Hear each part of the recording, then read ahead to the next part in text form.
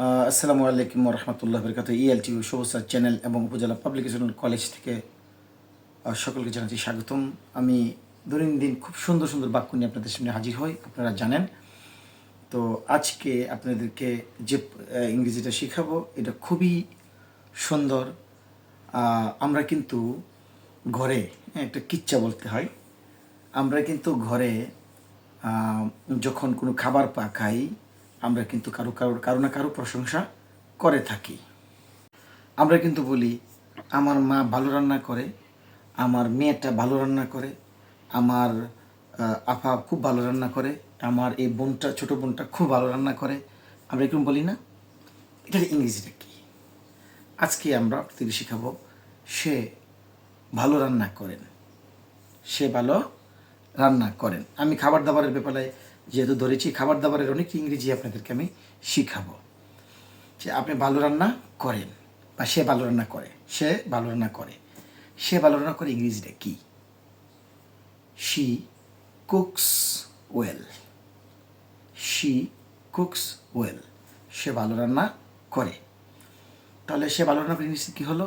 She cooks well. She cooks well.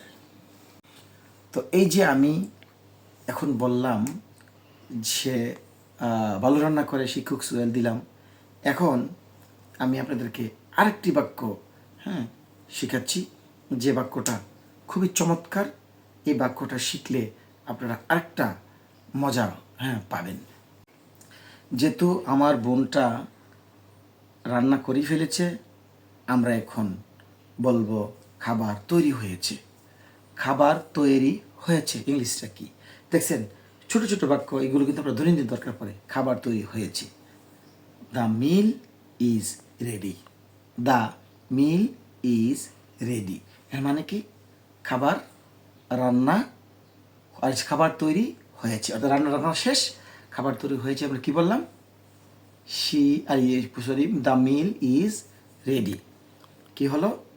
খাবার রান্না হয়েছে। বাক্যটা খুব সুন্দর না? আমরা আরেকটি বাক্য যাব।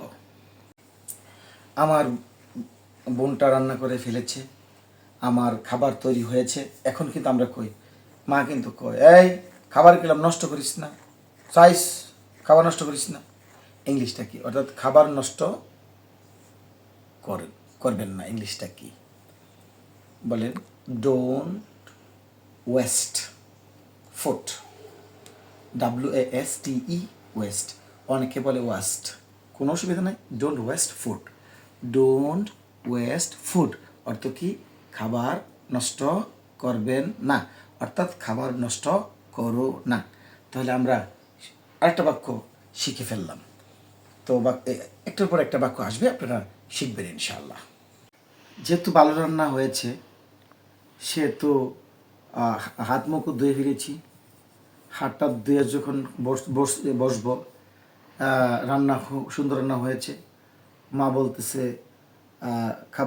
খাবার তৈরি হয়েছে, খাইতে বসলাম। মা বলতেছে এই নষ্ট করলাম, করিস না। এটার ইংরেজি জানলাম, এখন শিখাবো খুব মজাদার আরেকটা ইংলিশ। মজা লেগেছে খাউনটা। আমি বলবো আমি কি আরেকটু পেতে পারি?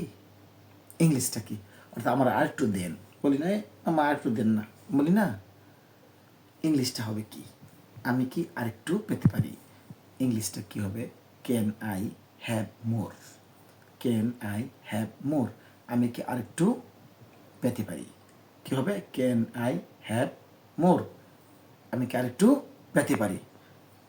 কিন্তু কথাটা হলো কি, ক্যান আই হ্যাভ মোর এইভাবে বিদেশিরা কিন্তু এইভাবে বলবে না। হ্যাঁ বলবে, ক্যানটা তো জানে, ক্যান আই হ্যাভ মোর।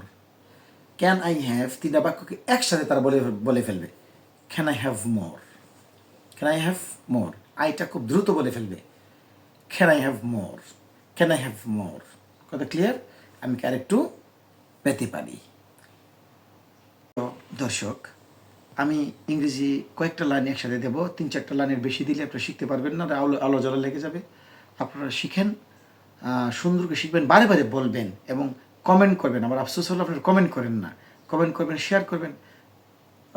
আমিও উৎসাহিত হব, আনন্দিত হব।